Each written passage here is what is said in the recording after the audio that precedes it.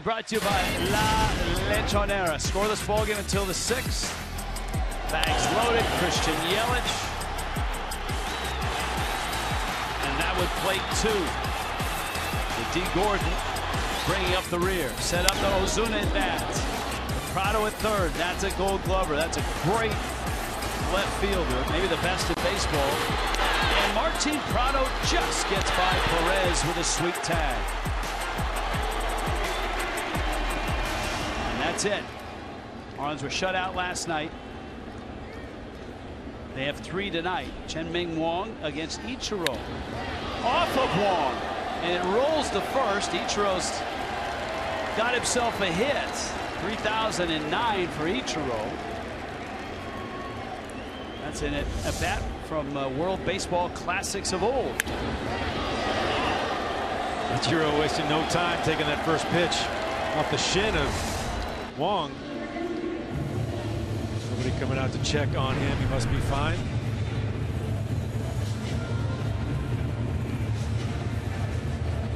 See Wong in Kansas City's bullpen.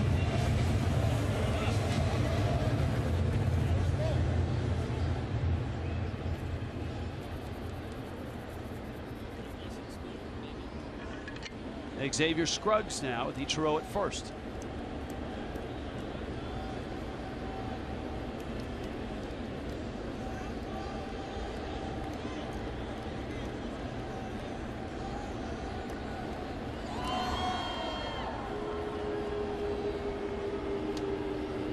AJ Ramos in Miami's pen, getting ready for the 8th.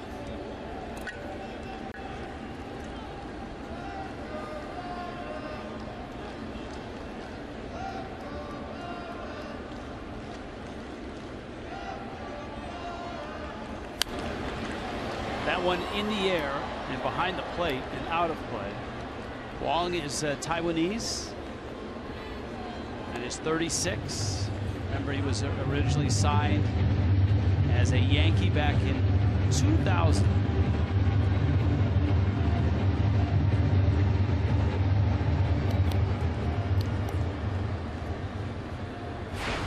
Second in the Cy Young voting in 2006 when he won 19 games as a Yankee. Did that as well in 2007.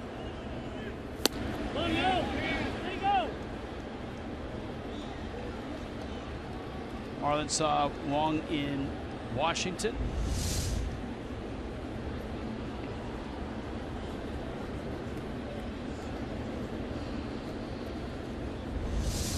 Ball and a strike. Scruggs in 0 for 2.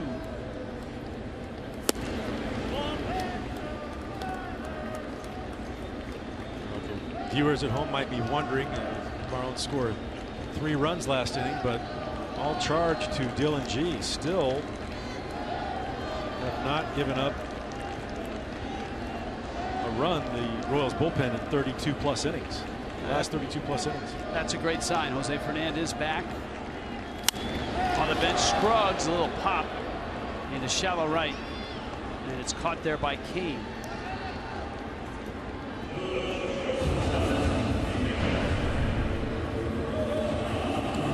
Padres in town Friday nights.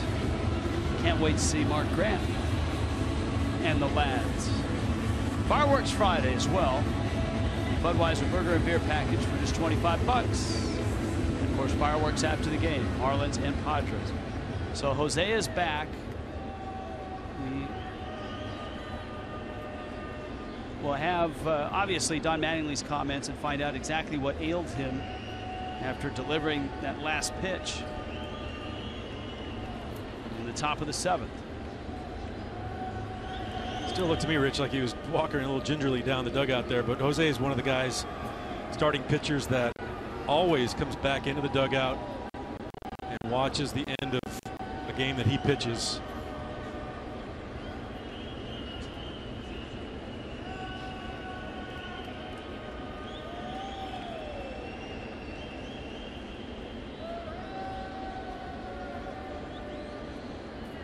Rojas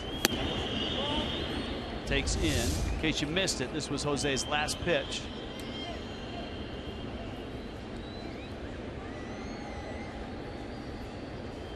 Almost like he's grabbing the side of his knee. I really can't see anything that, unless it's a cramp. You know, Jose Fernandez, you see him during the course of a game, the sweat will literally be pouring off of his bill of his cap.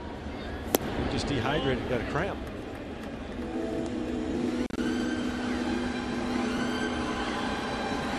Rojas has worked himself into a 2-0 count here. Ichiro hasn't budged at first. Wong had been out of the major leagues for the last couple of seasons. He pitched with Toronto in 2013. He's been in the minor leagues in AAA with the Reds, the White Sox, Seattle, and Atlanta.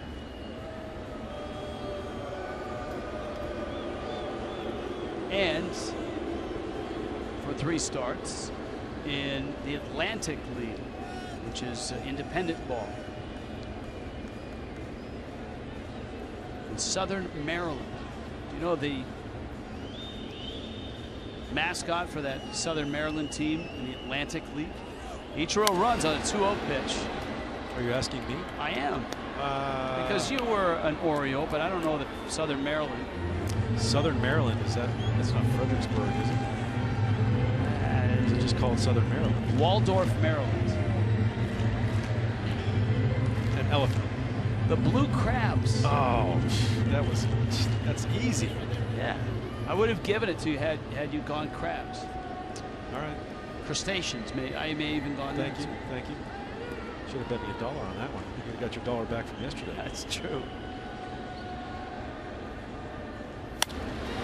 Rojas into right field, and that's a hit. Miguel Rojas getting the start for Adeiny Echeverria, who had a rough night last night. 1 for 3 night for Rojas. Nice piece of hitting there by Miguel Rojas. Taking it the opposite way. Good time, good opportunity for the Marlins to add on some insurance here in the late innings.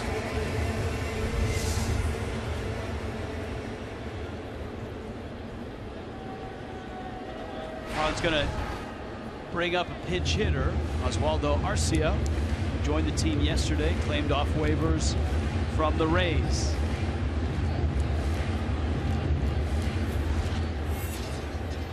Cold hard facts brought to you by Coors Light.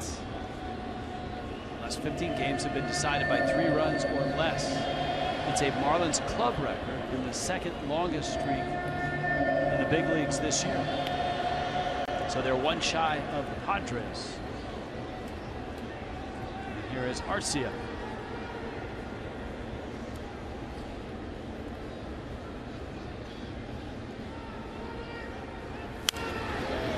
Just for kicks, I pulled up the roster from last year's Blue Crabs of Southern Maryland in the Atlantic League, which had Chien-Ming for 3 games.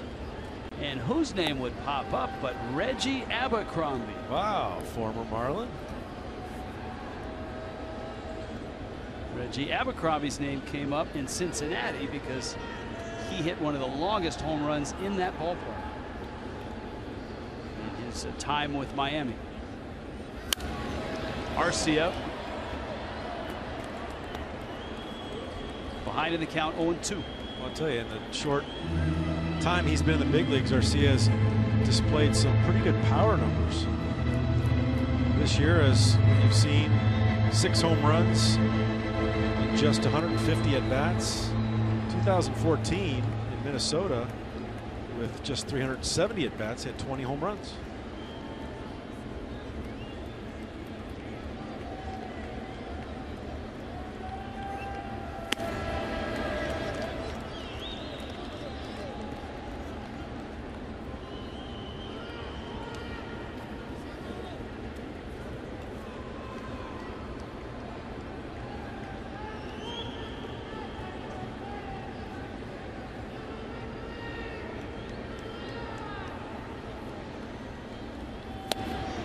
One-two is up.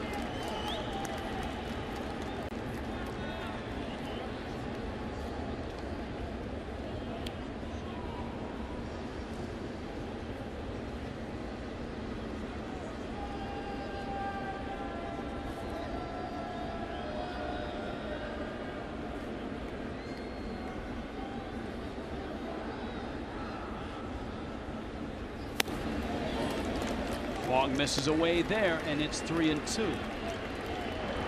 Thus the importance for the Marlins to get runs before the Royals did, because in the back of the Royals pen, as the Marlins saw last night, very, very good.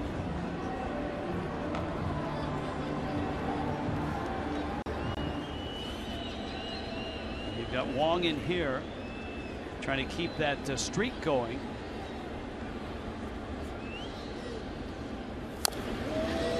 Scoreless innings by the bullpen.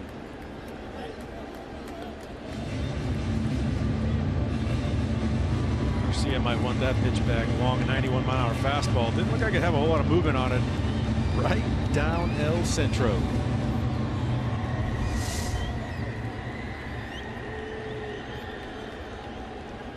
Right off the foot of Garcia.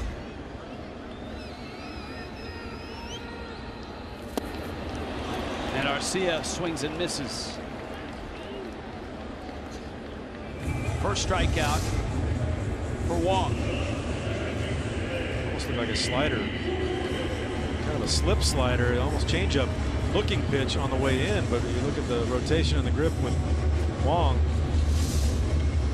Kind of acted like a changeup, but ends up striking out Garcia. What is a slip slider? Well, it's a slider that doesn't bite like it should. Most sliders will bite down in or down and away from righty, but when it kind of slips out of your hand, you've got they call it a cement mixer. It's got the rotation of a slider, it doesn't have any break. Strike to Gordon. 2 outs. D. Gordon singled in the 6th. Boy, Miami was just flustered and frustrated by Dylan G. Until that 6th inning. G got the first out, and then 4 consecutive hits, followed by Ozuna's sacrifice fly, and that's how Miami has their 3 runs. Gordon, a nice run against Chien-Ming Wong, 3 for 3. Small sample size, but enjoy batting 1,000 off any pitcher. Nice stop there by Colon, and he gets the outs, and the Marlins are done in the 7th. AJ Ramos in for the 8th. Now it's the Marlins bullpen who will try to hold the lead. Is tonight against Johnny Cueto in a National League West showdown. Rich Waltz on with Jeff Conine, Craig Minervini with us tonight. The Marlins have just confirmed that they have acquired Jeff Francoeur in a 3-way deal with the Atlanta Braves and the Texas Rangers.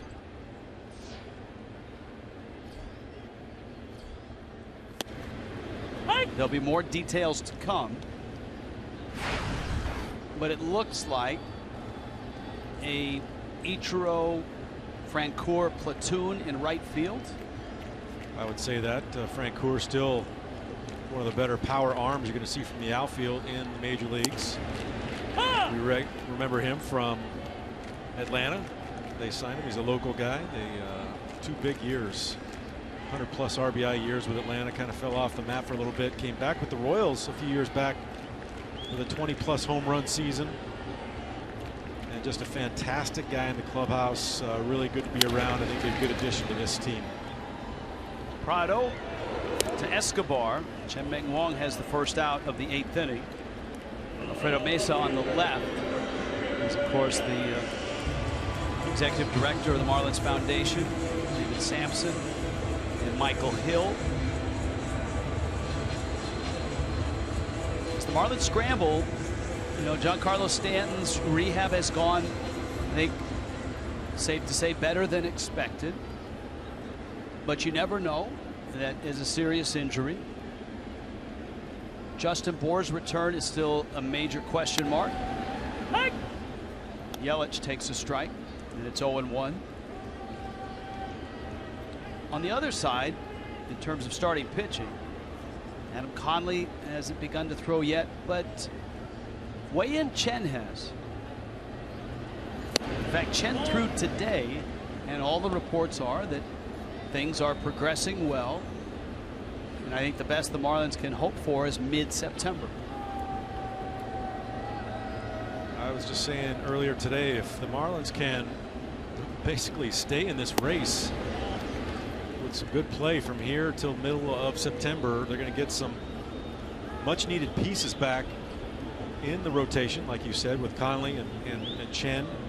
Hopefully toward the end of the month, Giancarlo Stanton will get back in there, Justin Bour. And Rich, it's not about who's the best team going into the postseason, it's who's the hottest team. And I think the Marlins could get hot here at the end.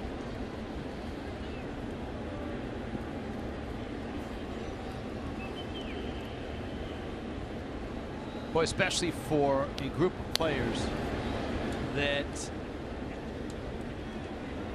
are extremely thirsty for just a taste of a race in late September, let alone the thought of the postseason. Guys like Yelich, Ozuna, Stanton, Jose.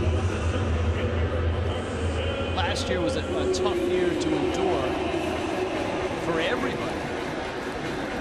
Tom Kohler.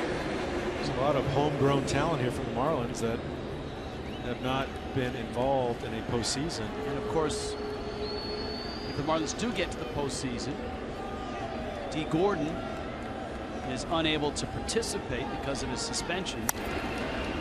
Ozuna fouls it off. That's why Mattingly the other day said, when someone asked him about Derek Dietrich, he said, hey, we've got to get Dietrich healthy and get him back and get him some games and get his bat back, because he's the second baseman if the Marlins get to the postseason. And that was always a question mark when D. Gordon took over. Now what's going to happen with Derek Dietrich? Where's he going to get the at-bats needed? Because that is who they're going to go to play second base in the postseason. And we don't know that right now. Dietrich on the disabled list. Marlins are hopeful that he can come off. I believe he's 9 days away from coming back. Ozuna, sacrifice fly back in the 6th. Yelich at first with 1 out. And Ozuna on a late swing. Frustrated by that.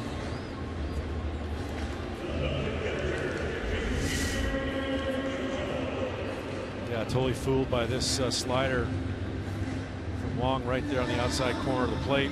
See the frustration in Marcell Ozuna. His average is down to 275. Fernando Rodney ready to launch.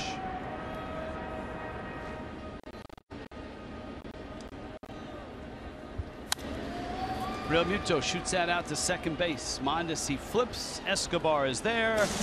Cue the closer. Fernando Rodney coming in 3-0 Miami.